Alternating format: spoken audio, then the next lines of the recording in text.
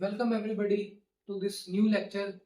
तो ये लेक्चर होने वाला है doublet splitting in alkali atoms. तो अगर आपने इससे पहले वाला वीडियो जो कि अल्काली एटम्स के एमिशन और एब्जॉर्प्शन स्पेक्ट्रा पे नहीं था, जो उसके ऊपर था, अगर आपने वो नहीं देखा है तो एक बार आप देख लेना उसको। उसके बाद इस पे डबलेट स्प्लिटिंग। तो इससे पहले आपने डबलेट स्प्लिटिंग पढ़ा है कि कैसे दो लेवल्स में स्प्लिट हो जाता है। मान लेते हैं एल जीरो नहीं है और एस का वैल्यू है हाफ। मैं किसकी बात कर रहा हूँ? Alkali atoms. तो एल्काली एटम्स क्या होते हैं मैंने बताया आपको, या तो 3s1 होगा या 4s1 होगा या आपका 5s1 होगा। और मतलब आखिरी जो इलेक्ट्रॉन है आउटर मोस्ट शेल, वो एक इलेक्ट्रॉन होना चाहिए। एक इलेक्ट्रॉन होगा तो एक इलेक्ट्रॉन की स्पिन की वैल्यू हाफ, और एल का वैल्यू जीरो भी हो सकता है और नॉन जीरो भी हो सकता है। यहाँ देखो क्या दिख रहा है, एल का वैल्यू जीरो, लेकिन ऐसा भी तो हो सकता है 6p1, एल का वैल्यू वन, एस का वैल्यू हाफ, ये भी पॉसिबिलिटी है। एल का वैल्यू मैंने ले लिया नॉट जीरो, एस का वैल्यू ले लिया हाफ। तो अब जे की कितनी पॉसिबिलिटीज आएंगी? जे की कितनी पॉसिबिलिटीज आएंगी? दो। या तो एल का वैल्यू मैं मान लेता हूँ वन है, तो या तो one minus one by two या one plus one by two. तो जे का वैल्यू वन बाई टू और थ्री बाई टू। तो दो पॉसिबिलिटीज है, एल माइनस एस और L plus S. That is L minus half और एल प्लस हाफ।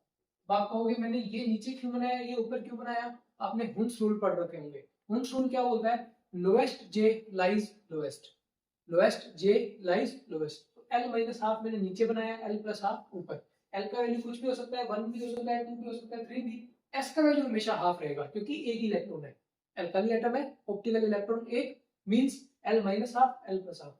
तो इन दोनों के बीच की जो एनर्जी लेवल की स्प्लिटिंग है, जिसको हमने डेल्टा टी लिखा था, वो था 5.84 जेड का power 4 divided by N cube L L plus one centimetre inverse. ये है एनर्जी लेवल की splitting between these two levels. एक लेवल था यहाँ पे, वो दो लेवल में स्प्लिट हुआ। जे का वैल्यू एल माइनस हाफ, जे का वैल्यू एल प्लस हाफ। ये हमने फाइंड आउट किया था फिफ्थ लेक्चर में शायद, जहां डेल्टा टी जो स्प्लिटिंग इन एनर्जी लेवल था वो था 5.84 Z power 4 and this N is quantum number, L orbital quantum number, Z क्या है उसका एटॉमिक नंबर, जो भी एटम है। ठीक है, सोडियम है तो सोडियम का क्या होता है 11। लेकिन ये फॉर्मूला सिर्फ हाइड्रोजन लाइक एटम्स के लिए ही वैलिड है। किसके लिए वैलिड है? Hydrogen like atoms. Hydrogen like atoms. तो हाइड्रोजन लाइक एटम्स क्या होते हैं? हाइड्रोजन मतलब आउटर मोस्ट शेल में कितने इलेक्ट्रॉन्स होंगे? एक, ये इलेक्ट्रॉन। अगर हीलियम है तो हीलियम में तो दो होते हैं, मुझे कितने चाहिए? एक, तो मुझे एक इलेक्ट्रॉन गायब करना पड़ेगा, इसको बोलते हैं हीलियम प्लस। लिथियम, लिथियम में क्या होता है? दो इलेक्ट्रॉन और एक आउटर मोस्ट शेल में, मुझे क्या करना है? हाइड्रोजन लाइक बनाना है, तो आउटर मोस्ट शेल में कितने होने चाहिए? एक, तो मैं इसको भी हटा दूंगा, इसको भी हटा दूंगा, तो ये क्या बनेगा? Lithium plus plus lithium plus two. ठीक है, हाइड्रोजन हीलियम लिथियम बेरिलियम क्या हो जाएगा? Plus three. तो ये जो फॉर्मूला वैलिड है वो सिर्फ इसी के लिए वैलिड है, यानी कि वन इलेक्ट्रॉन सिस्टम के लिए वैलिड है। वन इलेक्ट्रॉन सिस्टम, पूरे एटम में एक ही इलेक्ट्रॉन है, पूरे एटम में एक इलेक्ट्रॉन है, बाकी सारा खाली है, बाकी सारा खाली है। तो ये फॉर्मूला करेक्ट है, ये फॉर्मूला करेक्ट है। लेकिन मुझे जानना है डबलेट स्प्लिटिंग एल्काली एटम्स में कैसे होती है, और एल्काली एटम्स में कैसा रहता है। मैं सोडियम का एग्जांपल लेता हूँ। तो सोडियम में अगर ये आपका न्यूक्लियस है प्लस साइन, तो यहाँ आपके मिलेंगे दो इलेक्ट्रॉन्स, फिर आपके मिलेंगे आठ इलेक्ट्रॉन्स, और फिर मिलेगा आउटर मोस्ट शेल में एक इलेक्ट्रॉन। तो ये तो हाइड्रोजन लाइक एटम नहीं है। इसके आउटर मोस्ट शेल में मैं मानता हूं एक इलेक्ट्रॉन है, आउटर मोस्ट शेल में, आउटर मोस्ट शेल में एक इलेक्ट्रॉन है, ये मैं मानता हूं, ये फॉर्मूला वैलिड हो सकता है। बट अंदर वाले इलेक्ट्रॉन्स जिनको हम एक्सरे इलेक्ट्रॉन्स बोलते हैं, इनर इलेक्ट्रॉन्स जिनको हम एक्सरे इलेक्ट्रॉन्स बोलते हैं, क्या उनका कोई इफेक्ट नहीं आएगा? क्या उनका कोई इफेक्ट नहीं आएगा? आएगा। उस इफेक्ट को बोलते हैं स्क्रीनिंग इफेक्ट, उस इफेक्ट को बोलते हैं स्क्रीनिंग इफेक्ट। ये क्या होता है अभी एक्सप्लेन करता हूँ, लेकिन उससे पहले आप ये देखो ये फॉर्मूला कैसे चेंज होगा मेरे एल्काली एटम्स के लिए। ये फॉर्मूला ऐसे चेंज हो जाएगा कि जो डेल्टा टी है वो मेरा हो जाएगा 5.84, बस यहाँ चेंज आएगा इस जेड में, जेड हो जाएगा जेड माइनस सिग्मा का पावर 4, जेड माइनस सिग्मा, जहां पे हम सिग्मा को बोलते हैं स्क्रीनिंग कांस्टेंट, स्क्रीनिंग कांस्टेंट, हर एटम के लिए अलग होता है ये, और ये वैल्यू आपको गिवन होगी। तो यानी कि अगर ऐसा कोई न्यूमेरिकल आता है जिसमें आपको बोल देते हैं कि डबलेट स्प्लिटिंग निकालो अल्काली एटम्स में, तो आपका फॉर्मूला कौन सा लगाना है, ये एन का एल का वैल्यू तो पता लग जाएगा, क्यों, यहाँ से एल का वैल्यू क्या है, एस का वैल्यू क्या है, एन का वैल्यू क्या है, जेड का वैल्यू जो भी एटम गिवन होगा, सोडियम है तो एन का वैल्यू, जेड का वैल्यू कितना हुआ 11, सिग्मा गिवन होगा, सिग्मा क्या होगा, गिवन होगा, सोडियम के लिए अलग है, लिथियम के लिए अलग है। सिमिलरली जितने भी एटम्स वन इलेक्ट्रॉन आपके सिस्टम बनाते हैं, ऑप्टिकल इलेक्ट्रॉन्स बनाते हैं, जो अल्काली एटम्स हैं, उन सब के लिए सिग्मा क्या होगा, अलग।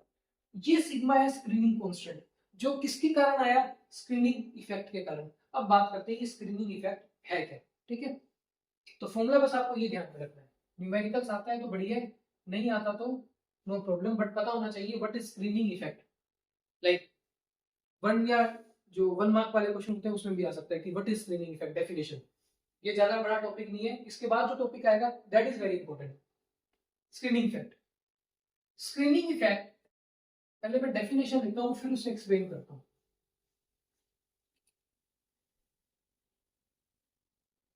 स्क्रीनिंग इफेक्ट,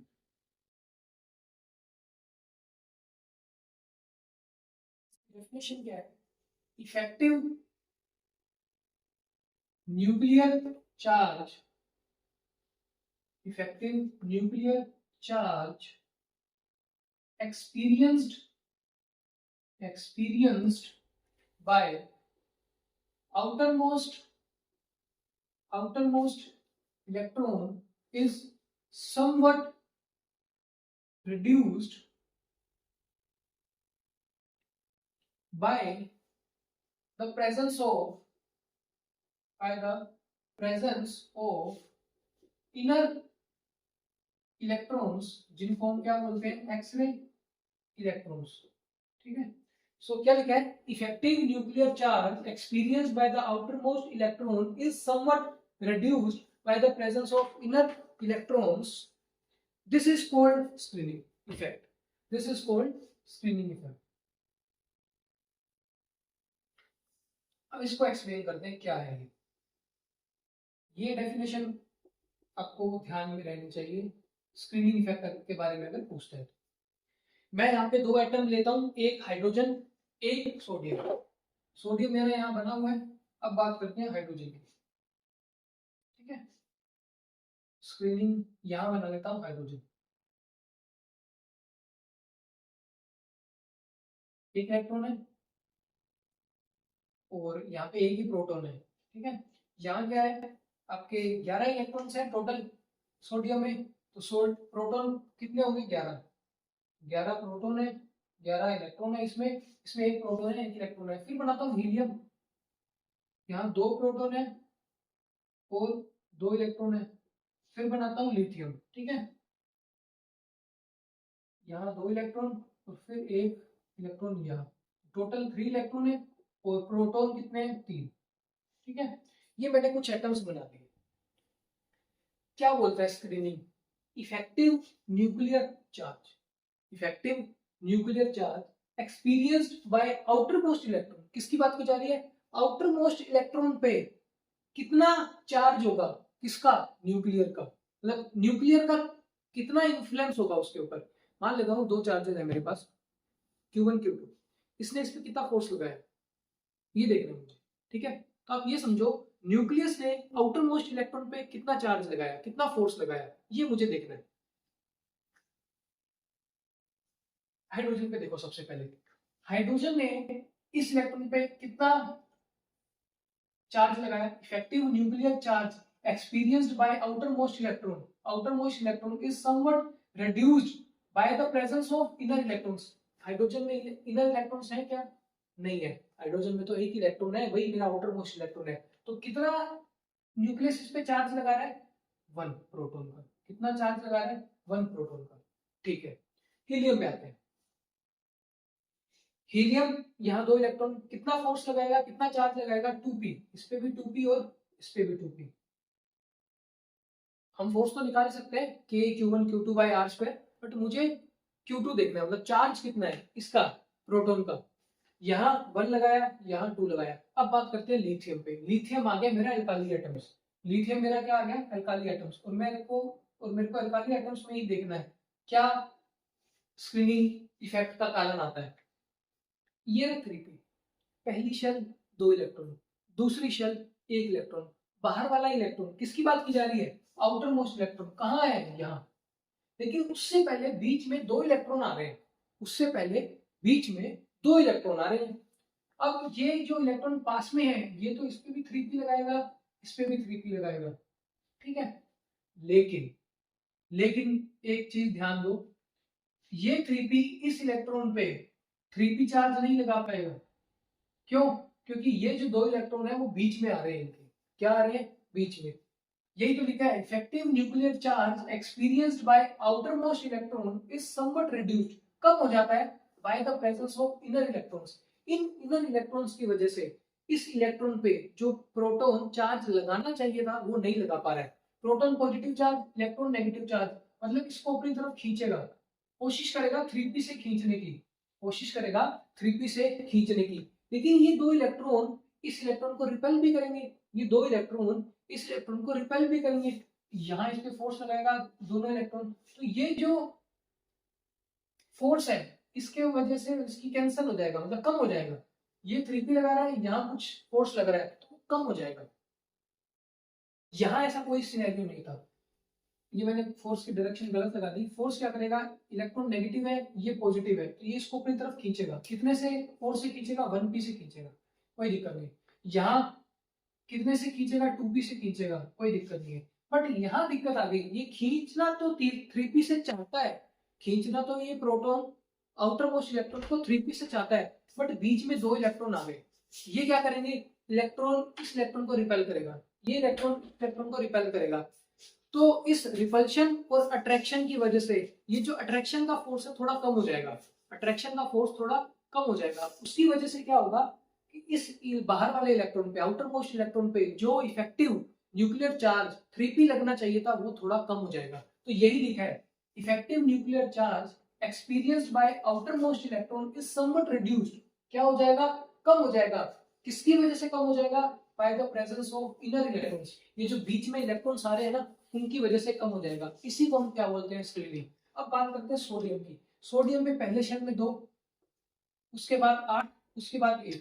होना क्या चाहिए था, अगर ये बीच में इलेक्ट्रॉन्स ना होते, अगर ये बीच में इलेक्ट्रॉन्स ना होते तो ये जो प्रोटॉन है, ये जो न्यूक्लियस है जिसके अंदर 11 प्रोटॉन है, वो इस इलेक्ट्रॉन को खींचते, कितने फोर्स से, 11 प्रोटॉन से, कितने फोर्स से, 11 प्रोटॉन से। बट अब क्या हो रहा है, ये इलेक्ट्रॉन्स बीच बीच में भरे हुए हैं, ये इलेक्ट्रॉन्स बीच बीच में भरे हुए हैं जो इस इलेक्ट्रॉन को रिपेल करेंगे, इस इलेक्ट्रॉन को रिपेल करेंगे, जिसकी वजह से जो न्यूक्लियर चार्ज लगना चाहिए 11p वो कम हो जाएगा। वो क्या हो जाएगा, कम।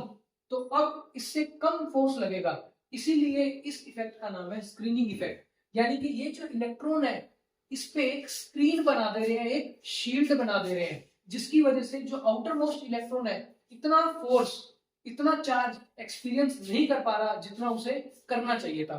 कितना करना चाहिए था, 11p, बट कर ही नहीं पाया 11p। क्यों नहीं कर पाया, due to the inner electrons. ये जो इनर इलेक्ट्रॉन्स हैं ये क्या कर रहे हैं, स्क्रीन का काम कर रहे हैं। किसका काम कर रहे हैं, शील्ड का काम कर रहे हैं, जो कि इस प्रोटॉन से इस इलेक्ट्रॉन पे 11 टाइम्स फोर्स नहीं लगाने दे रहे, कम कर दे रहे हैं, स्क्रीन कर दे रहे हैं, शील्ड कर दे रहे हैं। This is called screening effect. और ये स्क्रीनिंग हर एटम के लिए अलग अलग है। लिथियम में स्क्रीनिंग कौन कर रहे हैं, 2 इलेक्ट्रॉन, कितने, 2, कम है, स्क्रीनिंग की जो वैल्यू है वो कम है। यहाँ 10 इलेक्ट्रॉन कर रहे हैं, स्क्रीनिंग की वैल्यू बढ़ जाएगी। ऐसे ही अगर मैंने कोई बड़ा एटम लिया जिसमें इनर इलेक्ट्रॉन्स ज्यादा है और ज्यादा वो स्क्रीनिंग करेंगे। तो ये है आपका स्क्रीनिंग इफेक्ट।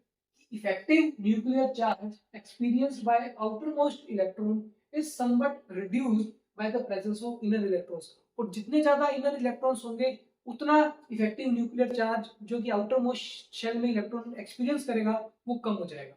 ठीक है, क्योंकि वो एक शील्ड का काम करने लगता है, जिसकी वजह से जो आउटर मोस्ट है वो प्रोटॉन का जो इन्फ्लुएंस है वो देख ही नहीं पाता है। This is called screening effect. तो आपको चेंज कितना करना है, सिर्फ इतना, जेड की जगह जेड माइनस सिग्मा, और सिग्मा की वैल्यूज हर एटम के लिए अलग अलग होगी। अगर न्यूमेरिकल आएगा तो सिग्मा का वैल्यू आपको गिवन होगा और आपको डेल्टा टी निकालना होगा। ठीक है, ये था डबलेट स्प्लिटिंग इन एल्काली एटम्स, जहां हमने स्क्रीनिंग इफेक्ट के बारे में पढ़ा और जो स्क्रीनिंग कांस्टेंट है वो चेंज होगा। Next is intensity rules. Intensity rules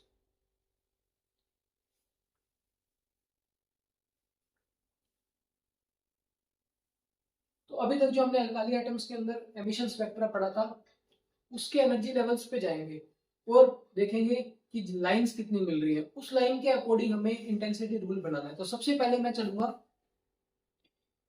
principal series में। प्रिंसिपल सीरीज में और कौन सा ट्रांजिशन बनाना है मुझे, 3p से 3s। 3p से 3s यानी पहला लेवल होगा मेरा 3p, दूसरा लेवल होगा मेरा 3s। और ये बात हो रही है किसकी, सोडियम एटम की। सोडियम एटम की 3p से 3s आना है। अब स्प्लिटिंग होगी, यहाँ l का वैल्यू 0, s का वैल्यू हाफ, यहाँ l का वैल्यू 1 क्योंकि p है, एक ही इलेक्ट्रॉन है, s का वैल्यू हाफ, तो j की दो वैल्यूज आएंगी। यहाँ तो j की वैल्यू एक ही आएगी हाफ, यहाँ एक हाफ और एक 3/2 क्योंकि l 1 है s हाफ है, तो 1 माइनस 1/2 1/2 1 प्लस 1/2 3/2, तो j की वैल्यू 2 आ गई, 1/2 और 3/2, तो कौन सी नीचे जाएगी 1/2 क्योंकि lowest j lies lowest, j का वैल्यू 3/2। तो इन लेवल्स के टर्म सिंबल लिख दूं मैं, टर्म सिंबल क्या होगा 2s + 1 lj।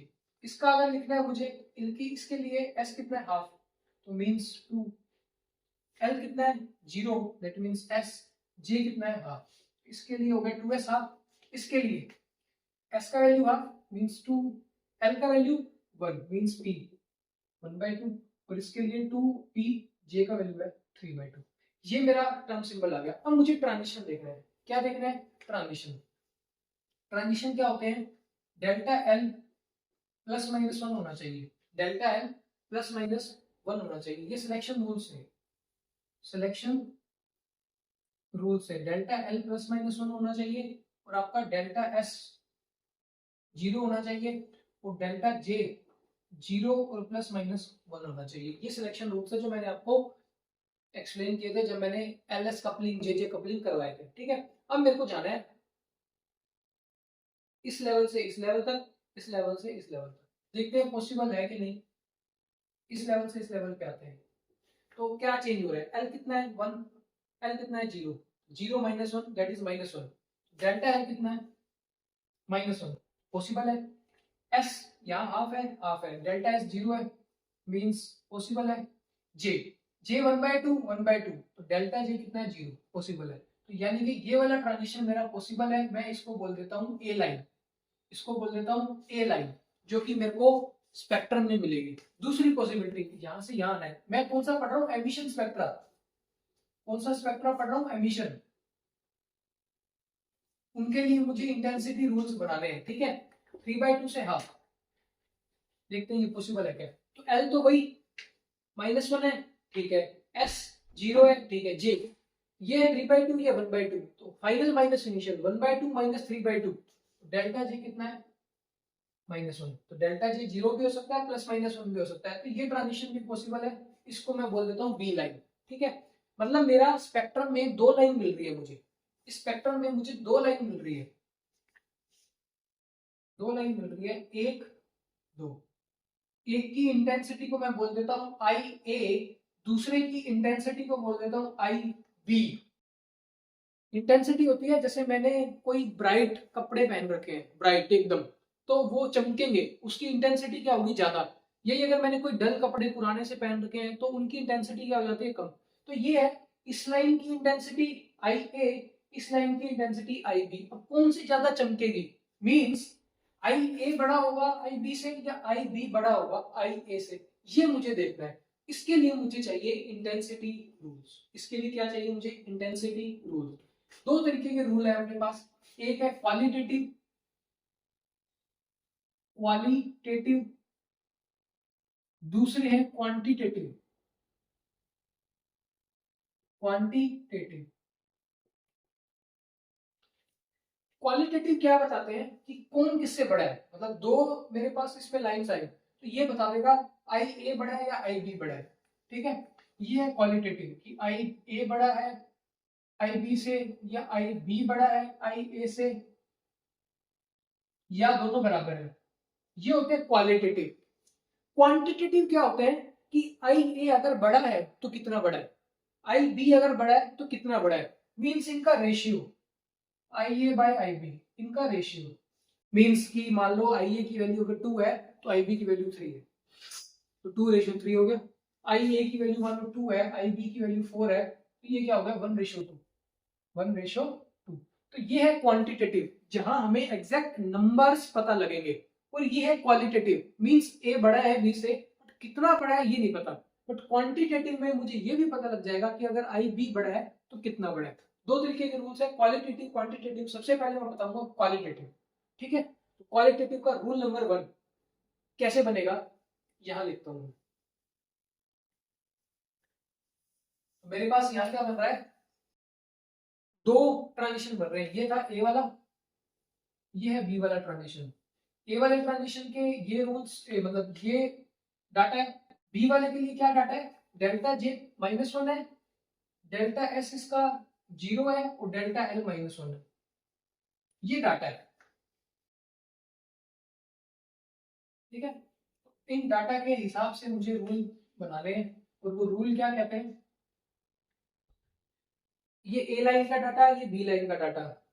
डेल्टा एल इसमें है -1, डेल्टा जे है इसमें 0, इसमें डेल्टा एल है -1, इसमें डेल्टा जे है -1।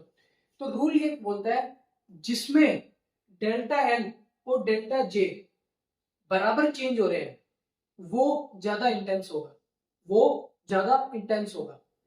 डेल्टा एल और डेल्टा जे सेम मैनर में अगर चेंज हो, डेल्टा एल और delta J changes in same manner, changes in same manner, ये ज्यादा इंटेंस होगा। तो यहाँ डेल्टा एल 0 है, यहाँ डेल्टा एल -1 है, अलग अलग।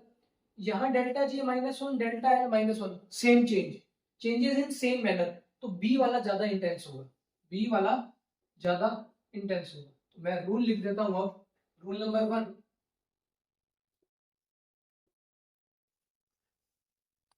Transition transition in which quantum number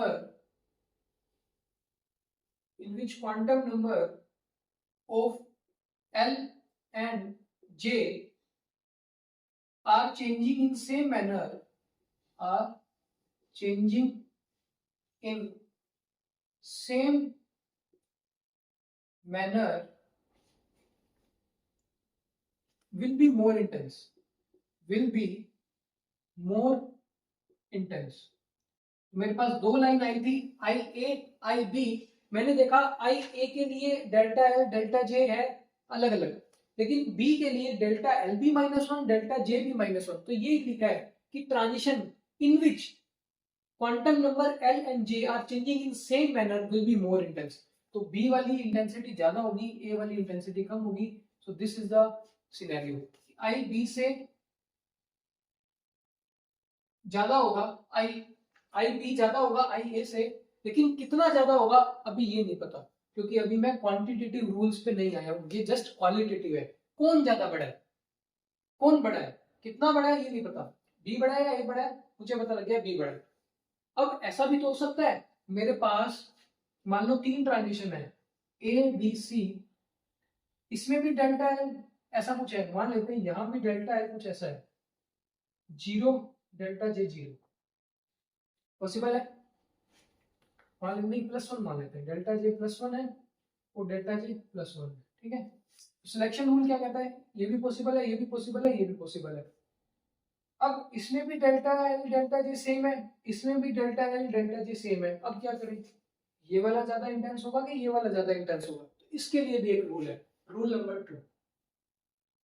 एक बार रूल लिख लो, फिर उसके बाद मैं एग्जांपल कराऊंगा, ठीक है।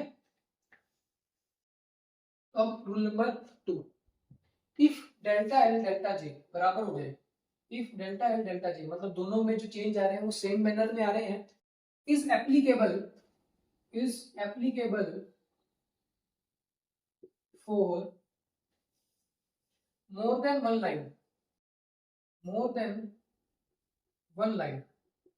जैसे कि मैं तुम्हें यहाँ बता रहा हूँ कि मानो बी की जो लाइन है उसमें delta L -1 delta J -1 same है, और सी की जो लाइन है उसमें भी डेल्टा एल +1 डेल्टा जे +1 दोनों के लिए सेम है। यहाँ -1 से चेंज हो रहा है, यहाँ +1 से चेंज हो रहा है। अब क्या करें, सेम मैनर में चेंज हो रहा है तो बी वाला ज्यादा होगा कि सी वाला ज्यादा होगा। इसके लिए ये है rule number 2, if delta L delta J is applicable for more than one line, जैसे कि यहाँ बी और सी भी, तब क्या करना है, then the transition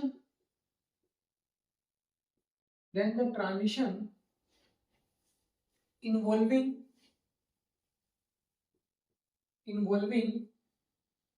higher value of j will be more intense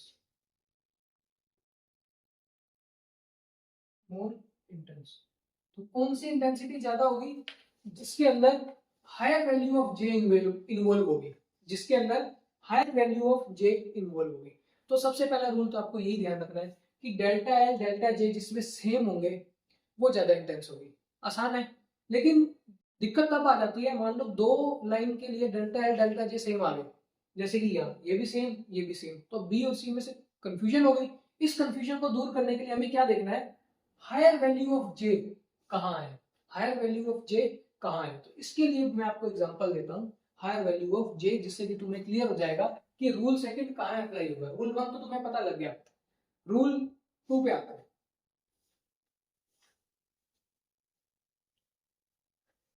तो ये दोनों रूल्स को एक बार ध्यान में रखते हुए मैं आपको कुछ एग्जांपल्स करवाता हूँ। तो एक एग्जांपल करो 4s से 3p, 4s से 3p मतलब मैं कहां से चल रहा हूँ, s से कहां जा रहा हूँ, p पे। ये कौन सी सीरीज है, शार्प। कौन सी सीरीज है, शार्प। तो यहाँ है मेरा 4s, यहाँ है मेरा 3p, यहाँ l का वैल्यू 0, s का वैल्यू हाफ, यहाँ l का वैल्यू 1, s का वैल्यू हाफ। यहाँ तो j का एक ही वैल्यू आएगा हाफ, बट यहाँ j के दो वैल्यू आएंगे 1/2 3/2। तो 1/2 नीचे 3/2 ऊपर।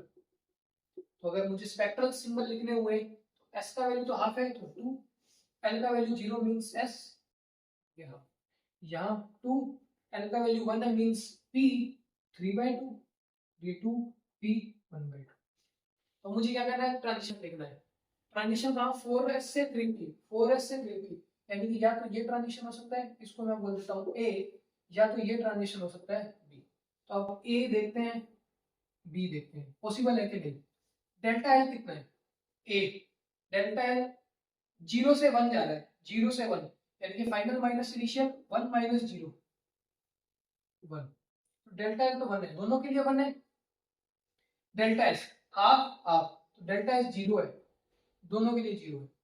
जो भी चेंज आएगा वो जे में आएगा। जे में देखो ए लाइन ये रहा 1/2 से 3/2, 1/2 से 3/2 फाइनल माइनस इनिशियल यानी कि 3/2 माइनस 1/2 कितना आया 1, डेल्टा एल भी 1। यहाँ देखो बी लाइन के लिए ये बी लाइन 1/2 जे से 1/2 जे यानी कि फाइनल माइनस इनिशियल 0। अब देखो यहाँ डेल्टा एल 1 है, डेल्टा जे 1 है, सेम है। यहाँ डेल्टा जे 0, यहाँ डेल्टा एल 1, तो कौन सा ज्यादा इंटेंस होगा, ए वाला ज्यादा इंटेंस होगा। क्यों, क्योंकि delta L and delta J changing in same manner, बराबर 1 1, बट यहाँ अलग अलग, यहाँ 1 ये 0, ये सेम नहीं है, तो मेरा ए वाला ज्यादा इंटेंस होगा। तो ये तो रूल नंबर 1 का एप्लीकेशन है। कौन सा है ये, रूल नंबर 1। ठीक है, अब आते हैं रूल नंबर 2 पे।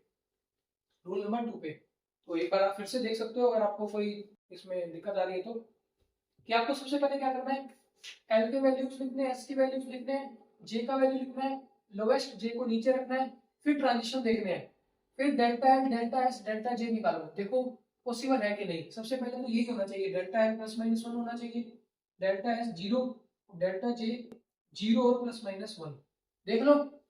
फिर देखो सेम मैनर में किस में हो रहा है। अगर सेम मैनर में नहीं हो रहा तो वो लेस इंटेंस होगा, सेम मैनर में हो रहा है तो मोर इंटेंस होगा। अब केस करते हैं, दो लाइन ऐसे आ जाए जिसमें सेम चेंज हो जाए, मतलब यहाँ भी 1 और मान लो एक लाइन होता है -1, तो मैं क्या करूँ, कंफ्यूजन। रूल नंबर 2 हेल्प करेगा मेरी। तो रूल नंबर 2 के लिए मैं आपको एक एग्जांपल देता हूँ बढ़िया सा। अब सीरीज सेलेक्ट करते हैं डिफ्यूज्ड। कौन सी सीरीज? डिफ्यूज, मतलब डी लेवल से चालू होगा और कहाँ जाएगा, पी पे। तो 3D से जा रहा है 3P पे, 3D से जा रहा है 3P पे, तो ये बनाया 3D लेवल, यहाँ बनाया 3P लेवल। तो L का वैल्यू D है मतलब 2, S का वैल्यू तो वही हाफ, क्योंकि ये एक इलेक्ट्रॉन है, एल्काली एटम्स है। 3P मतलब L का वैल्यू 1, S का वैल्यू हाफ। तो J के वैल्यूज निकालते हैं। 1 माइनस 1/2, 1 प्लस 1/2, तो 1/2 और 3/2, 1/2 नीचे, 3/2 ऊपर, ठीक है। अब यहाँ देखो, यहाँ 2 है, यहाँ हाफ है, 2 माइनस हाफ 3/2, 2 प्लस हाफ 5/2, तो नीचे कौन लाई करेगा 3/2 और ऊपर कौन लाई करेगा 5/2, ठीक है। अब चलते हैं, इनके टर्म सिंबल लिखना चाहते हो तो टर्म सिंबल लिख लो, वरना कोई जरूरी नहीं है, ठीक है, वो प्रैक्टिस की बात है। अब देखो कौन कौन सी पॉसिबल है ट्रांजिशंस। 3/2 से 3/2 आ सकता है, क्योंकि डेल्टा एल कितना है 0, डेल्टा जे कितना है 0, डेल्टा एल तो देखो सबके लिए बराबर है, 2 से 1 में जा रहे हैं, that is 1 minus 2, delta L तो -1 है सबके लिए। एस हाफ है, एस हाफ है, मींस डेल्टा एस क्या है 0, डेल्टा जे चेंज होगा बस। इसको मैं बोल देता हूँ ए लाइन, ए लाइन के लिए डेल्टा जे कितना है, ये है 3/2, 3/2 मतलब 0। अब देखते हैं B line, B line means 3/2 से ये 1/2 वाली लाइन, 3/2 से ये 1/2, तो final minus initial 1/2 minus 3/2 that is -1, -1। अब सी लाइन, क्या 5/2 से हाफ में आ सकता है, क्या 5/2 से हाफ में आ सकता है, नहीं। फाइनल माइनस इनिशियल करूंगा तो 1/2 माइनस 5/2 कितना हो जाएगा, -4/2 दैट इज -2। -2 तो नहीं हो सकता, या तो +1 हो सकता है या -1 हो सकता है या 0, तो ये ट्रांजिशन तो पॉसिबल नहीं है। क्या 5/2 से 3/2 में आ सकता हूँ, हाँ आ सकता हूँ। 3/2 से 5/2 में आ सकता हूँ, हाँ आ सकता हूँ। 3/2 फाइनल माइनस इनिशियल 5/2, तो 3/2 माइनस 5/2 इज -2/2 दैट इज -1, तो ये पॉसिबल है। इसको लाइन को मैं बोल देता हूँ बी, इस लाइन को मैं बोल देता हूँ सी। तो सी लाइन के लिए मेरा डेल्टा जे कितना आया, -1, डेल्टा जी कितना आया -1। तो अब देखो, डेल्टा एल -1 है, डेल्टा एल -1 है और डेल्टा जे भी -1 है, बी लाइन के लिए भी और सी लाइन के लिए भी। कंफ्यूजन हो गई। अगर मेरे पास सी लाइन ना होती तो मैं डायरेक्ट बोल देता बी ज्यादा इंटेंस है ए से, क्योंकि यहाँ डेल्टा एल -1, यहाँ डेल्टा जे -1, सेम मैनर में चेंज हो रहे हैं, ये तो 0 है, तो बी वाला ज्यादा है ए से। बी वाला ना होता तो मैं बोल देता सी वाला ज्यादा है ए से, बट अब तो ए बी सी तीनों आ गए, ये भी सेम, ये भी सेम, इसमें तो कंफ्यूजन होगी बी और सी में, कैसे जज करूं। अब आएगा रूल नंबर 2। रूल नंबर 2 बोलता था जिसमें, जिस ट्रांजिशन में higher value of J involve है, हायर वैल्यू ऑफ जे जिसमें इन्वॉल्व है, वो मेरे क्या हो जाएंगे, इंटेंस। तो देखते हैं बी जो ट्रांजिशन हो रहा है इसमें जे की कितनी वैल्यूज इन्वॉल्व है, बी में 3/2 और 1/2, 3/2 से 1/2। सी में ये रहा सी 5/2 से 3/2, 5/2 से 3/2। तो क्या लग रहा है इसमें higher value of J involve है, 5/2 बड़ा है कि 3/2 बड़ा है, 5/2 बड़ा है। यानी कि जो रूल नंबर 2 बोलता है कि सी की इंटेंसिटी ज्यादा होगी, क्योंकि इसके अंदर higher value of J involve है, higher value of J involve है। यहाँ lower value of J involve है, 3/2 1/2, जहां 3/2 और 5/2, higher value of J involve है। रूल नंबर 2 बोलता है सी की जो इंटेंसिटी होगी वो बी से ज्यादा होगी और बी की इंटेंसिटी ए से ज्यादा होगी, क्योंकि ए में तो रूल नंबर 1 काम कर रहा है, इसमें डेल्टा जे 0 है, इसमें डेल्टा एल -1 है, सेम मैनर में चेंज ही नहीं हो रहे, इसका मतलब सबसे कम इंटेंसिटी होगी ए की। कंफ्यूजन किसमें थी, बी और सी में। इस कंफ्यूजन को दूर करने के लिए हमने रूल नंबर 2 लगाया। रूल नंबर 2 से हमें पता लगा कि जिसमें higher value of J involve होगी वो ज्यादा इंटेंस होगा, तो higher value of J involve थी 5/2 3/2, तो मेरा इंटेंसिटी सी का ज्यादा, फिर बी का कम और ए का उससे कम। अभी मुझे ये पता लगा है कि ऑर्डर ऑफ इंटेंसिटी क्या होगी, ए बड़ा होगा, बी बड़ा होगा, सी बड़ा होगा, बट ये नहीं पता लगा कौन कितना बड़ा होगा। मींस अगर सी बड़ा है तो सी कितना बड़ा है, मान लेते हैं सी बी का दुगना है, बी का दुगना है और बी ए का दुगना है। अभी मुझे ये सब चीजें नहीं पता लगी कि ये दुगना होगा, तिगुना होगा, 4 गुना होगा, क्वांटिटेटिव एस्पेक्ट नहीं पता लगा है, बस क्वालिटेटिव पता लगा है कौन ज्यादा होगा कौन कम होगा। तो इस वीडियो में सिर्फ इतना ही क्वालिटेटिव। नेक्स्ट वीडियो में डील करेंगे क्वांटिटेटिव, मींस इस बार नंबर्स निकालेंगे कि किसकी इंटेंसिटी ज्यादा है, किससे और कितनी ज्यादा है। ठीक है, अगर कोई डाउट हो इस वीडियो के अंदर तो कमेंट बॉक्स खुला है आपके लिए, आप कमेंट कर सकते हो, डाउट पूछ सकते हो। Thank you very much.